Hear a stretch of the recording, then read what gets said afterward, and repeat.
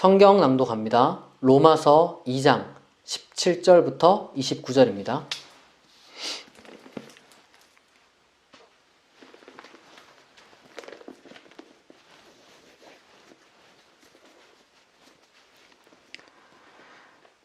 유대인이라 불리는 네가 율법을 의지하며 하나님을 자랑하며 율법의 교훈을 받아 하나님의 뜻을 알고 지극히 선한 것을 분간하며 맹인의 길을 인도하는 자요 어둠에 있는 자의 빛이요 율법에 있는 지식과 진리의 모본을 가진 자로서 어리석은 자의 교사요 어린아이의 선생이라고 스스로 믿으니 그러면 다른 사람을 가르치는 내가 내 자신은 가르치지 아니하느냐?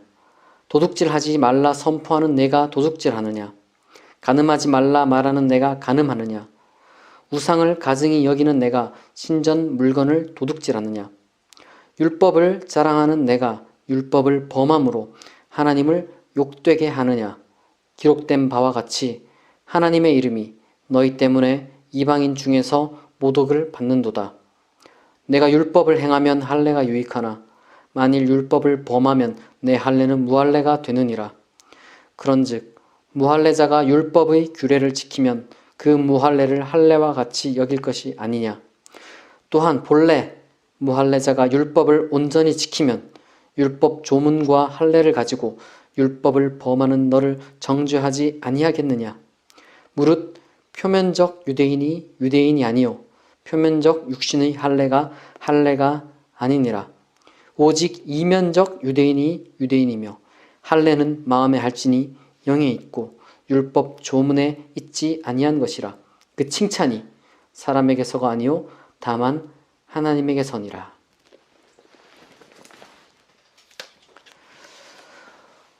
로마서 강의 7번째 시간입니다. 바울은 로마서 2장 17절부터 직접적으로 유대인을 겨냥합니다. 그러나 사도 바울이 지금 지적하고자 하는 것은 고대 유대교에 대한 비난, 그런 것이 아닙니다. 17절 상반절만 읽어보겠습니다. 유대인이라 불리는 내가. 2장 17절에서 바울은 유대인인 네가 라고 하지 않고 유대인이라 불리는 네가 이렇게 표현을 합니다. 다시 말해서 유대교 자체에 대한 바울의 어떤 직접적인 겨냥이라기보다는 스스로를 유대인이라 규정하는 자의 그런 어떤 일관성과 진실성에 대한 지적입니다. 사실 종교의 정체성, 그러니까 내가 무슨 종교인이다, 내가 그리스도인이다, 내가 누구다 이렇게 말하는 그런 종교인의 정체성은 객관화될 수 있는 것도 아니고 다른 사람이 규정해 줄 수 있는 것도 사실 아닙니다. 오직 자기 자신만이 스스로를 향해서 나는 무신론자야, 나는 불가지론자야, 나는 이신론자야. 때때로는 우리가 스스로를 유신론자라고 부르고 그 유신론 안에서 나는 유대교인이야, 나는 기독교인이야, 이슬람교인이야, 그리고 또 어떤 유신론 그런 것이 아니더라도 나는 불교인이야, 나는 힌두교인이야, 기타 등등 우리가 그렇게 정체성을 스스로 확립할 수 있고 그렇게 할 수 있는 사람을 우리는 자기 자신 외에서 찾을 수가 없습니다. 다시 말해서 자기 자신만 그런 자격을 갖는다는 거죠. 감히 다른 사람이 너는 기독교인이야, 너는 불교인이야, 너는 무신론자 이렇게 이제 할 수 있는 것은 아니라는 것이죠. 우리가 공적 영역에서 특정 종교로 인식되는 그런 제도화된 종교 내지는 종교의 제도화 혹은 종교의 이름이라는 게 있는데, 그러니까 기독교인 이름 딱 떠오르는 게 있잖아요. 그런 것처럼 그런 것들은 다만 개인의 종교 정체성 확립에 도움은 줄 수 있을 뿐 그것 자체가 어떤 일정한 규격이라는 것을 제공한다고 말할 수는 없습니다. 신앙이라는 게 그렇게 수치화될 수 있는 게 아니잖아요. 뭔가 이렇게 객관화될 수 있는 것도 아니고. 다시 말해서 바울이 지금 지적하는 것은 어떤 유대교라는 규격이 있는데 거기에 내가 맞지 않다, 이런 얘기를 지금 하는 게 아니에요. 그런 얘기를 하는 것이 아니라 스스로가 정한 자기 정체성, 그러니까 나는 유대인이다 라고 하는 스스로 정한 자기 정체성에 대해서 근데 전혀 일치하지 않는 삶을 산다는 것, 그리고 동시에 그런 정체성 규정이 유일한 것 내지는 우월한 것, 이런 식으로 여기는 것에 대한 교만과 위선, 이 두 가지에 대한 지적인 것입니다. 유대인이라 불리는 네가 라는 그 짧은 한 문장에 바울의 그런 심오한 사상이 나오고 있는 거죠. 17절 하반부부터 20절을 읽어보겠습니다. 율법을 의지하며 하나님을 자랑하며 율법의 교훈을 받아 하나님의 뜻을 알고 지극히 선한 것을 분간하며 맹인의 길을 인도하는 자요 어둠에 있는 자의 빛이요 율법에 있는 지식과 진리의 모범을 가진 자로서 어리석은 자의 교사요 어린아이의 선생이라고 스스로 믿으니.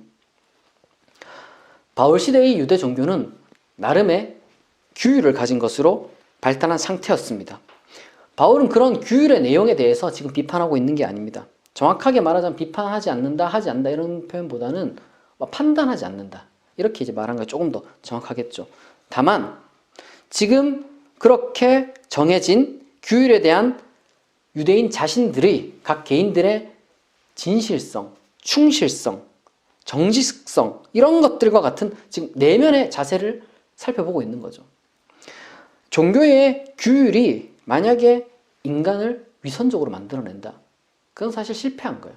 그런데 지금 바울이 지적하고자 하는 실패는 특정 종교의 실패를 이야기하는 게 아니라 인간의 실패를 이야기하는 겁니다. 유대인의 정체성은 율법으로부터 오죠. 조금 더 자세하게 말씀드리자면 유대인은 율법을 하나님이 주신 것으로 믿고요.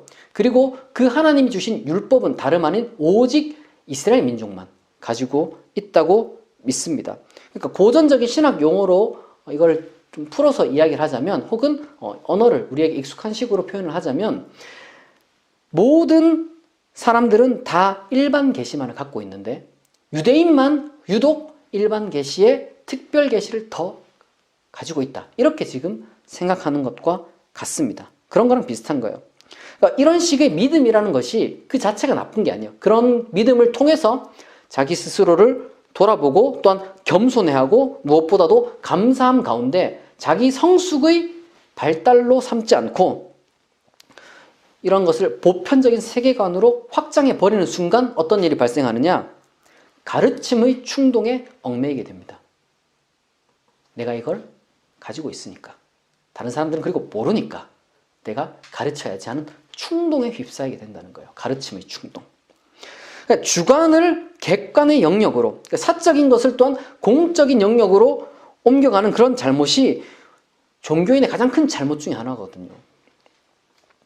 그러니까 자신의 종교만이 선악을 판단할 수 있다. 오직 자신의 종교만이 길을 알고 있다. 맹인의 길을 인도한다.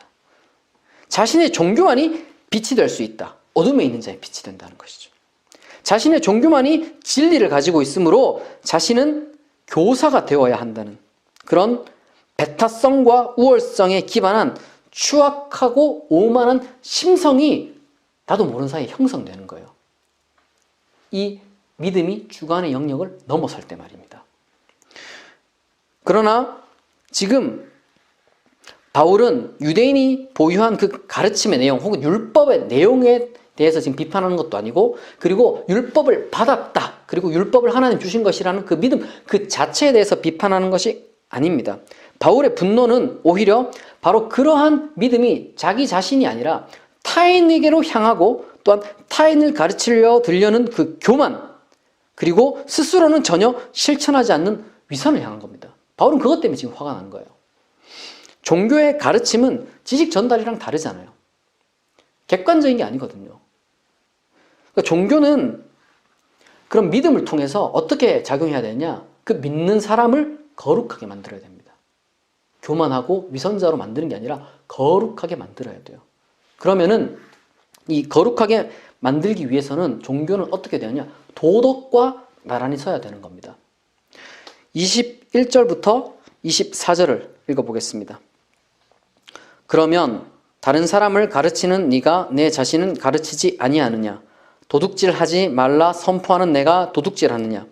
간음하지 말라 말하는 내가 간음하느냐? 우상을 가증히 여기는 내가 신전 물건을 도둑질하느냐?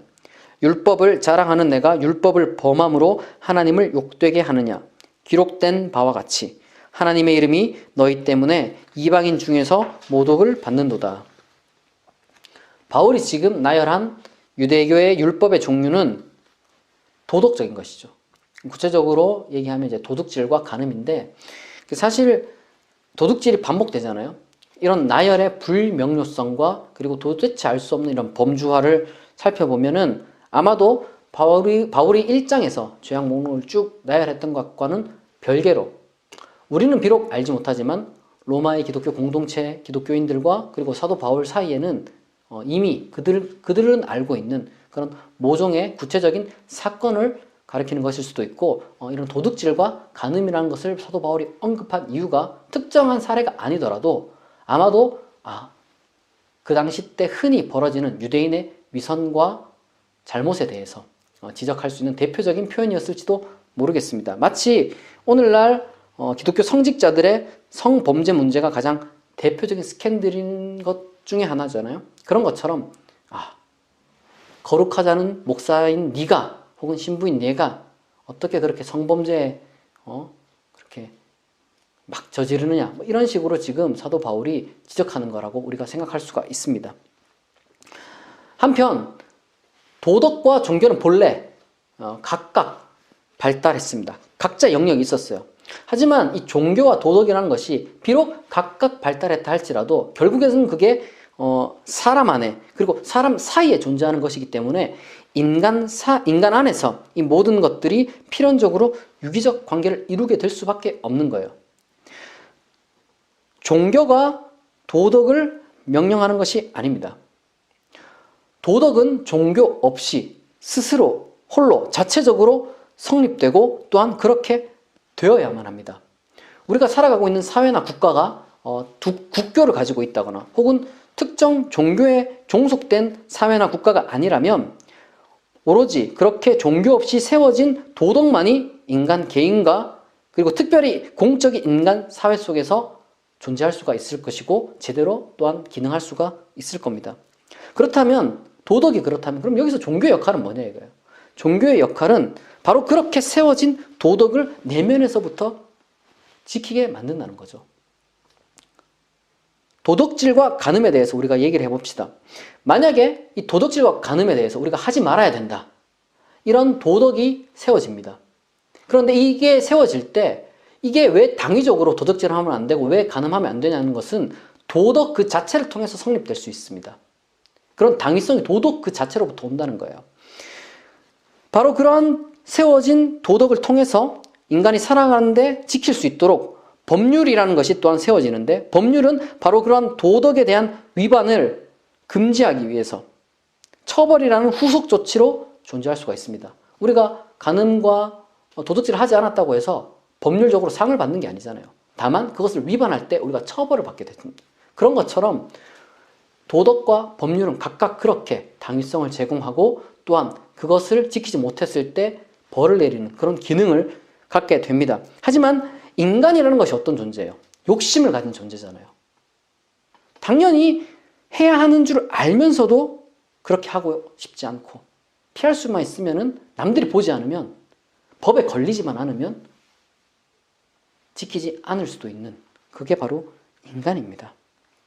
따라서 아쉽게도 단지 도덕과 법률만으로는 그것이 지향하는 참된 인간 사회의 삶, 인간의 존엄한 삶, 그것을 만들어낼 수가 없고 오히려 인간은 그러한 법을 피해서 몰래 범법을 하거나 아니면 법을 이용해서 자기의 욕망을 채우는 그런 유혹에 빠질 수가 있습니다.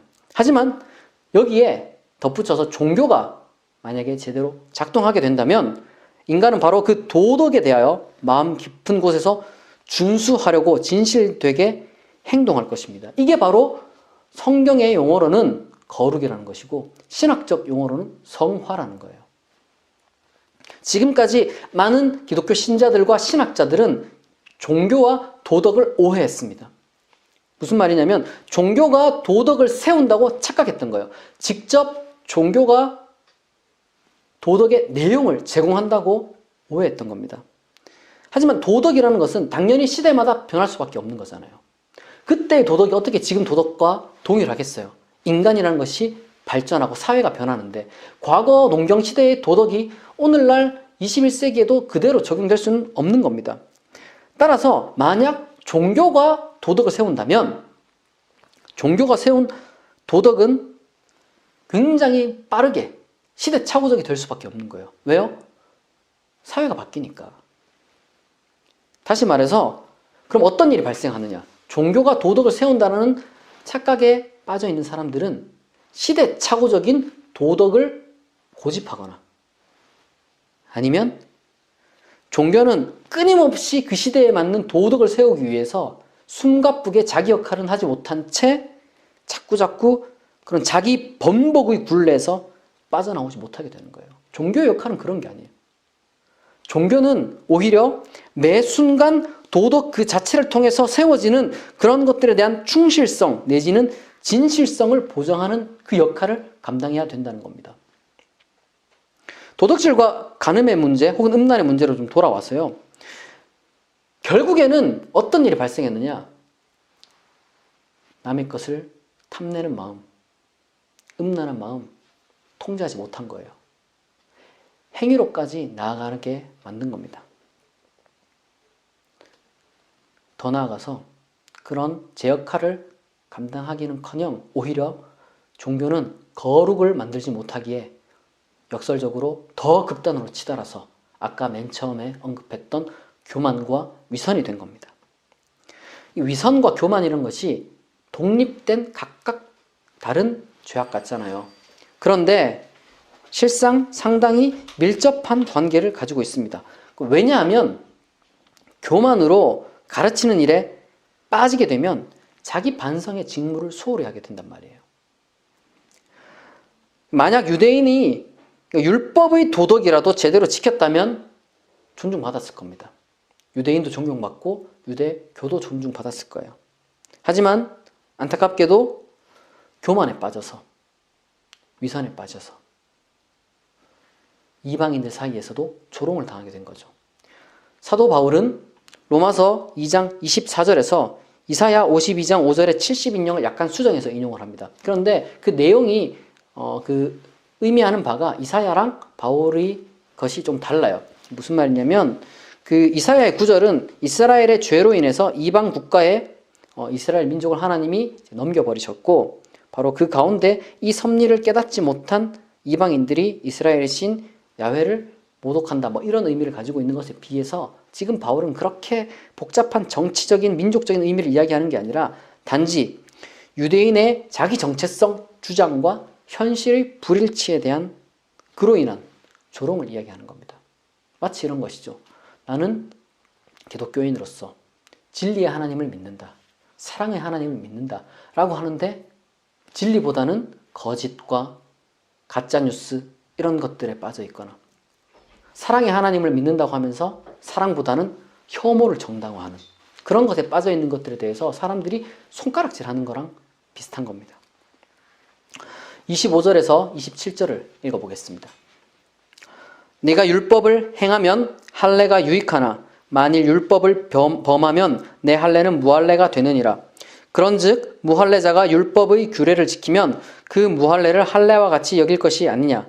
또한 본래 무할례자가 율법을 온전히 지키면 율법 조문과 할례를 가지고 율법을 범하는 너를 정죄하지 아니하겠느냐. 이 할례는 유대인들의 종교적인 표지, 다시 말해서 자기가 선택받은, 하나님께 선택받은 민족이라는 외적 증표입니다. 근데 헬라인과 로마인이 봤을 땐 야만적인 거예요. 이제 자기 신체를 훼손하는 거니까. 그리스 로마 철학을 보면 육체보다 정신을 굉장히 숭고하게 여기잖아요. 그런데 그런 철학을 향유했던 사람들은 극소수였고 대다수의 대중들은 그리스의 신화, 그리스 로마의 예술, 그리스 로마의 종교 이런 것들에 심취해 있었는데 그 신화나 예술이나 종교 속에서는 정신보다는 육체, 미가 훨씬 더 강조되었습니다. 그러니까 그런 것들을 그렇게 좋은 것으로 전혀 보지 않았죠. 왜 할례가 이스라엘의 민족의 선택의 증표, 그게 되었는지는 감추어져 있습니다. 창세기가 왜 하필이면 할례가 그런 언약의 증표냐 설명하지 않아요. 그냥 이게 언약의 증표다 이렇게 말하고 끝이지 왜 할례인지에 대해서는 우리는 알 수가 없습니다. 다만 중요한 것은 이런 것이죠. 할례자와 무할례자는 유대인과 유대인이 아닌 이방인들을 가리키는 사도 바울의 수사학이고, 그리고 이것이 유대인만 그렇게 생각하는 게 아니라 누구나 다 그렇게 생각했다는 그런 게 중요한, 사회적으로 인정받는 게, 아, 할례를 받았구나, 저 사람들은 유대인이야, 이렇게 이제 유대인들만 생각한 게 아니라 공통적으로 인식되는 그런 바였다는 것이죠. 당시 사회의 모든 사람이 할례를 유대인의 표식으로 인정했습니다. 다시 말해서 할례라는 것이 유대인의 정체성을 드러내는 외적 표징이라는 거죠. 유대인은 이런 겁니다. 스스로 나는 유대인이야 라는 내적 확신이라는 게 있었고, 바로 그런 내적 확신과 그 정체성을 할례를 통해서 외적으로 드러냈다는 겁니다. 하지만 여기서 사도 바울이 단호하게 말합니다. 일관성, 충실성, 진실성 이런 것들이 없다면, 스스로 유대인이라 내적으로 확신을 갖건, 그리고 그 정체성을 위해서 할례라는 그런 대가를 치렀건, 심지어 사회가 그를 유대인이라 인정한다 할지라도 하나님 앞에서는 의미가 없다는 거예요. 할례가 무할례가 된다는 말은 우월한 종교인 유대교 소속으로부터 탈락된다, 이런 의미가 아니에요. 반대로 무할례자가 율법 준수를 통해서 실존적으로 할례자가 된다는 말이 유대인이 된다, 그런 의미가 아닙니다. 지금 사도 바울이 논하고자 하는 것은 참된 종교의 정체성의 의미가 뭐냐, 이런 거예요. 할례라는 것이 외적 표징에 불과하나, 그런 종교적 외적 표징을 갖지 않는다 할지라도 율법을 준수하면 그가 실존적으로 우월한 종교 혹은 참된 종교인 유대교에 속하는 자로서 하나님 백성이 된다, 이런 의미가 전혀 아니라는 겁니다. 바울이 지적하고자 하는 것은 자기 스스로가 부여한 그 종교 정체성이 있잖아요. 바로 그러한 종교 정체성에 진실되고 살고 있는지를 따지는 그런 진실성이라는 거예요. 정체성이라는 것이 앞서 말했듯이 남이 부여할 수 있는 게 아니라 내 스스로 부여하는 겁니다. 그러나 우리는 그것의 진실성에 대해서 또 한 차원의 다른 차원으로서 논할 수가 있는 거예요. 그렇지 않으면, 그런 진실성을 점검하지 않으면 우리는 거룩에서 후퇴하고 종교가 본래 지향하던 목적과는 정반대의 길을 걷게 된다는 겁니다.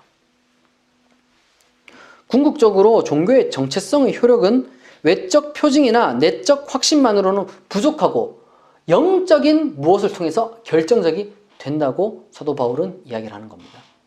28절과 29절을 읽겠습니다. 무릇 표면적 유대인이 유대인이 아니요 표면적 육신의 할례가 아니니라. 오직 이면적 유대인이 유대인이며 할례는 마음에 할지니 영에 있고 율법 조문에 있지 아니한 것이라. 그 칭찬이 사람에게서가 아니요 다만 하나님에게서니라. 영이란 표현은 사도 바울이 종종 사용하는 것인데, 육체와 대조되고 또한 정신과는 다른 제3의 무엇이에요. 사실 정확하게 뭔지는 모르기 때문에 우리가 문맥에 따라서 그 의미를 유추하고 추측해 볼 수밖에 없습니다. 지금 이 구절에서 사도 바울이 말하고자 하는 영은 소극적인 의미와 그리고 적극적인 의미가 있는데, 소극적으로는 유대인의 민족성이나 율법에 대한 믿음과 지식, 할례와 그런 것들과 좀 구별되는 것, 그리고 동시에 바로 그런 것들, 아까 말했던 유대인의 혈통, 율법, 할례 이런 것들과는 좀 그런 것들로부터 오는 내적인 자기 기만적 확신, 이런 것들을 경계하는 거예요.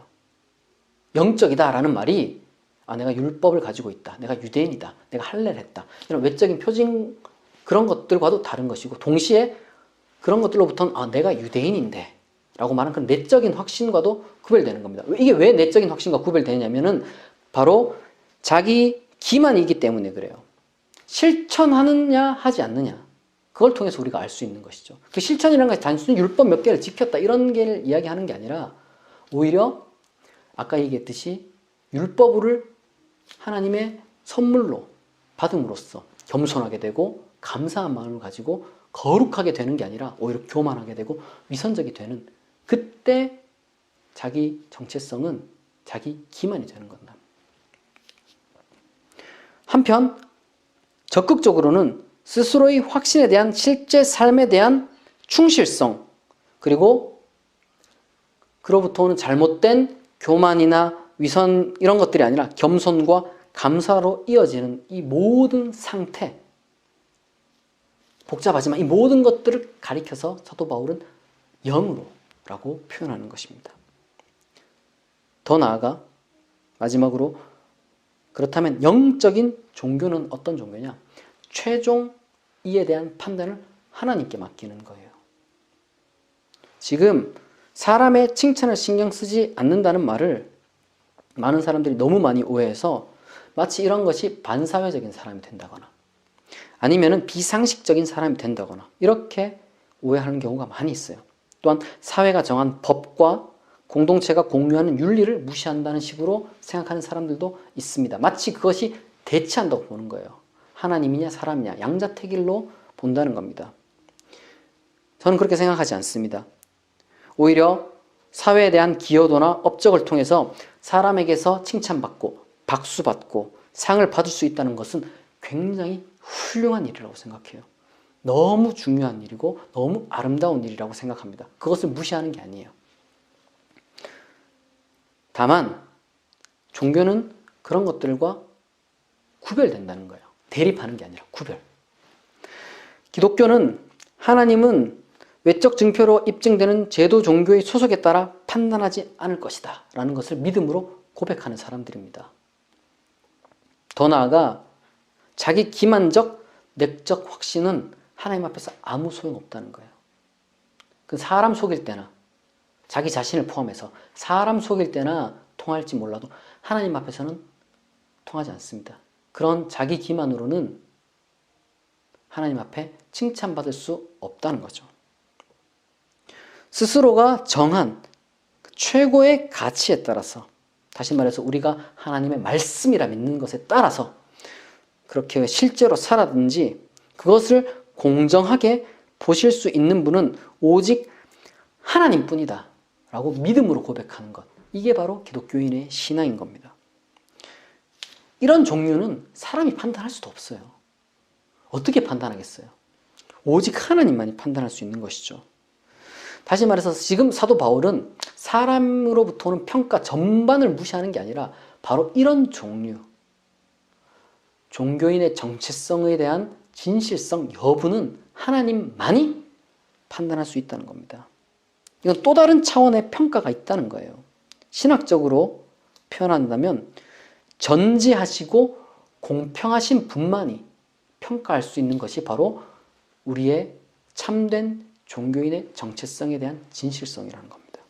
따라서 우리가 바로 그러함을 믿을 때, 우리가 하나님에 대한 그런 인격적인 신앙을 가질 때 우리의 신앙은 바로 그러한 믿음을 통해서 교만과 위선에 빠지지 않게 될 것입니다. 하나님을 믿는 믿음 안에서 우리의 종교적인 정체성이 진실되기를 축복합니다. 기도하겠습니다. 자비하신 하나님 아버지, 우리가 믿는 바와 실천하는 바를 일치시키는 노력을 기울이지 않고 남을 가르치려고만 들려는 교만과 위선으로부터 우리를 건져주시고 하나님 안에서 늘 진실되게 살게 하옵소서.